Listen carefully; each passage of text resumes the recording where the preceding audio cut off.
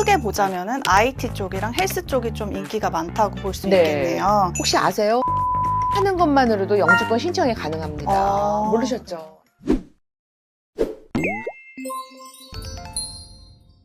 오늘은 캐나다 취업을 목표로 하시는 분들을 위해 아주 유용한 정보로 돌아왔습니다. 캐나다 코네스토가 컬리지의 케이트님을 모시고 자세한 이야기 나눠보도록 하겠습니다. 안녕하세요. 안녕하세요. 저는 캐나다의 온타리오주 워털루 지역에 있는 코네스토가 컬리지에서 한국과 일본 담당하고 있는 케이틸리라고 합니다. 반갑습니다. 캐나다는 제가 앞전에 말씀드린 것처럼 취업이나 이민을 생각하는 분들이 많이 선택하는 국가 중 하나인데요. 국제학생들의 졸업 후 취업 전망에 대해서 어떻게 보시나요? IT, 엔지니어링, 헬스, 커뮤니티에 관련된 전공들을 우선순위 하겠다라고 IRCC에서 발표를 했잖아요. 그러다 보니까 요즘 박람회에서도 많은 질문을 해주시네요. 저희 학교가 있는 워털루 지역은 젊은 층들이 많이 유입되는 곳이다 보니까 아기들 있는 부모님들부터 싱글 학생들, 공대 계열의 엔지니어분들 또 이렇게 많이 모여서 이 지역에서 일자리를 찾고 있어요. 그러면은 그 세 가지 분야만 굉장히 취업이 잘 될까요? 그건 아니겠죠. 이렇게 젊은 층들이 모이는 곳은 유치원, 식당, 케이터링 같은 도시락 회사, 그리고 사람들의 서비스업이 많이 발달되어 있어요. 워털루 지역 안에는 많은 일자리들이 있고 아무래도 취업하면은 로케이션이 중요하지 않을까 싶습니다. 그러면은 말씀해 주신 대로 크게 보자면은 IT 쪽이랑 헬스 쪽이 좀 인기가 많다고 볼 수 있겠네요. 그러면 먼저 IT 직종에 대해서 알아보도록 할게요. 워털루 지역이 캐나다의 실리콘밸리라고 불리는 걸로 알고 있는데 왜 그렇게 불리는지 또 어떤 기회들이 있는지 설명해 주실 수 있을까요? 아무래도 구글 캐나다 본사가 있고 또 유명한 워털루 대학이 있어서 아닐까 싶기도 합니다. 물론 코네스토가도 마찬가지고요. 캐나다 전체에 스타트업 회사가 몇 개나 있는지 해나 팀장님 혹시 생각해 보셨어요? 아니요. 그냥 한번 찍어볼까요? 네, 찍어보세요. 3,000개? 3,000개 정답입니다. 정말요? 네. 캐나다 전체에 3,000개의 스타트업 회사들이 있는데 그 중에 약 50%에 해당하는 1,500개의 스타트업 회사들이 워털루 이 지역 안에 있습니다. 1년에 120개에서 150개씩 새로운 회사들이 생겨나고 있다고 해요. 그러다 보니까 비기너들한테 가장 인기가 많은 지역이고요. 또 우리가 알고 있는 구글 캐나다 본사부터 블랙베리, 슈퍼파이, 셉, 큰 IT, 소프트웨어 엔지니어링, 시큐리티 관련된 회사들이 많이 있어요. 요즘은 AI 회사들도 많이 오픈을 하고 있습니다. 온타리오 정부가 워털루 지역은 미국처럼 실리콘밸리 IT 집중 지역으로 키우고 있기 때문에 많은 젊은이들이 이쪽에서 일자리를 찾고 있습니다. 그럼 코네스토가 컬리지에서 IT 쪽을 졸업한 학생들도 그쪽으로 많이 취업을 하고 있겠네요. 제가 10년 전에 만났던 학생분들도 아직 거기 살고 계시더라고요. 그 중에 또 잘 되신 분들은 우리가 알고 있는 오타와나 토론토 큰 지역으로 나가기도 한다고 해요. 그 이유가 대학 졸업하면 취업을 해야지라고 생각을 하잖아요. 이 워털루 지역에는 스타트업 하는 회사들이 많기 때문에 비기너 같은 학생분들이 처음에 시작하는 레벨로 들어가서 2년에서 3년 경력 쌓기에는 거의 완벽한 지역이 아닐까 싶습니다. 코네스토가 컬리지의 전공 소개를 해주실 수 있을까요? 총 2년제, 3년제, 4년제 디그리 과정까지 있고요. 준석사 과정도 있습니다. 한국에서 이미 전자공학이나 컴퓨터 사이언스 전공하신 분들은 경력이 있으시거나 주로 준석사 과정을 선호하시고요. 고등학교나 비전공자분들은 2년제, 3년제를 많이 선호를 하세요. 컴퓨터 사이언스 가기에는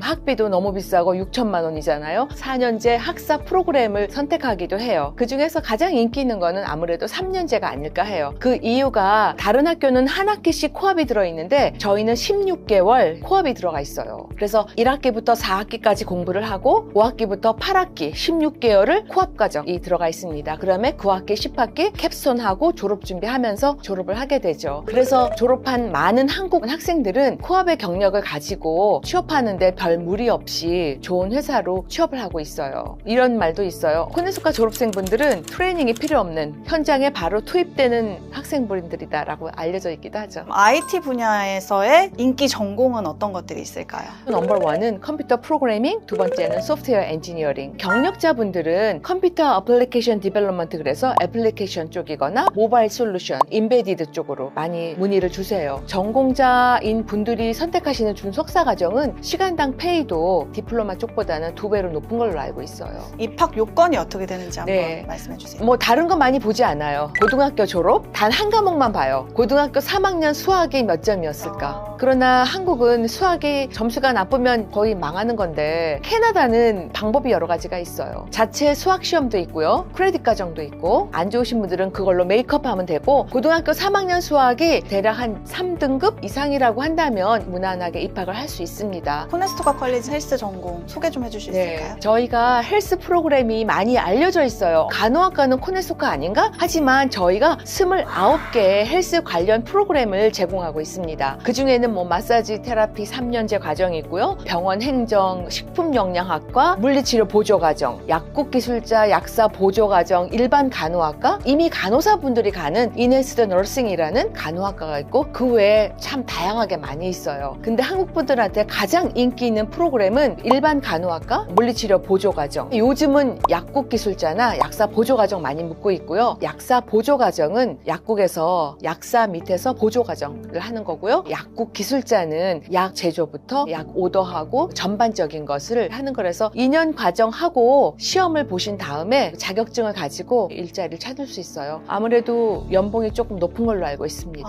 근데 지금 말씀해주신 부분들을 종합해보면 IT 헬스 졸업한 학생들의 취업률이 굉장히 높은 것 같아요. 어떤 특별한 이유가 있을까요?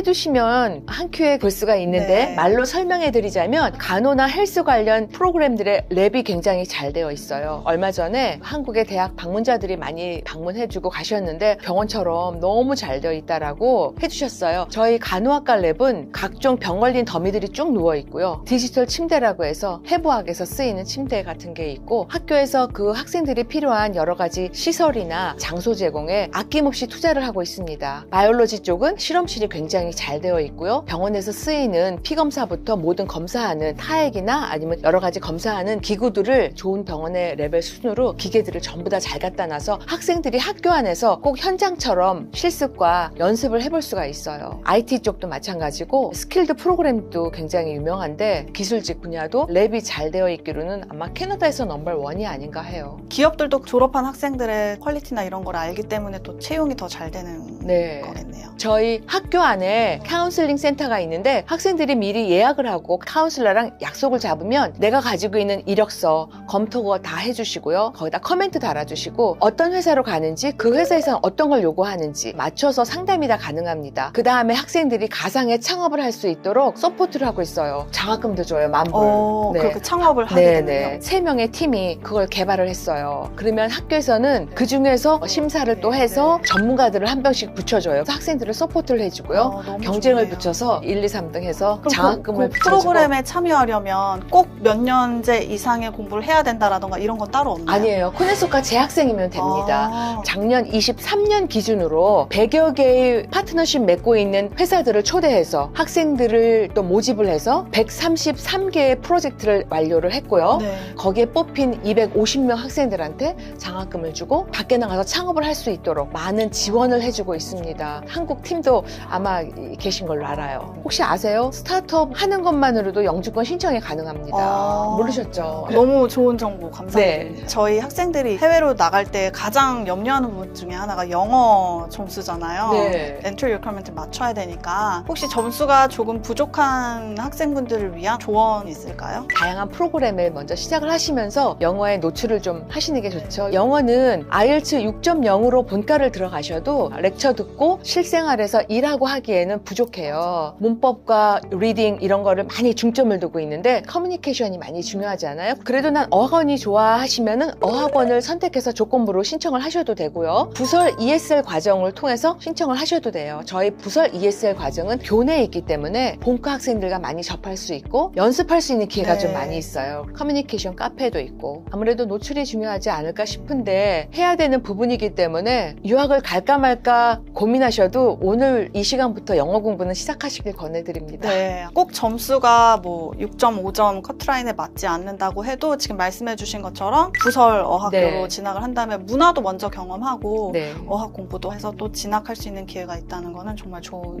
장점인 것 같습니다. 마지막으로 캐나다 취업 이민 목표로 하고 있는 학생들을 위해서 해주실 수 있는 한마디 부탁드릴게요. 이번에 코엑스 박람회에 참석했더니 이런 분들이 계셨어요. 굳이 컬리지 2년을 다녀야 될까요? 이런 말씀을 해주시는 분들도 간혹 계셨어요. 근데 제가 경험자로서 말씀을 드리면 그 안에서 나 자신을 좀 더 발전시키고 싶다면 여러분들이 커뮤니티에 발을 디디고 진짜 현장에 나가서 일을 하시게 되면 영주권 받고 점차 자리 잡아가는 데는 큰 어려움이 없을 것 같아요. 아까 말씀드린 카운슬링 센터나 또는 워털루 지역에서는 매년 2번씩 잡 페어가 열리고 있어요. 나가서 이력서도 좀 내보고 그 자리에서 인터뷰도 좀 해보면서 연습을 해보시고 여러분들이 참여할 수 있는 기회는 굉장히 많습니다. 온타리오에서 주최하는 트레이닝 과정도 있어요. 주저하지 마시고 참여를 해보시고 그 다음에 나한테 맞는 프로그램이 뭔지 고민을 해보시면은 여러분들이 제2의 인생을 준비하실 때 큰 도움이 되지 않을까 싶습니다. 네, 오늘은 코네스토가 컬리지 KT님을 모시고 함께 캐나다 취업 및 유학에 대해서 자세히 알아보았습니다. 코네스토가 컬리지에 대해서 더 궁금하신 사항이 있으신 분들은 EDM 유학센터로 문의주세요. 감사합니다.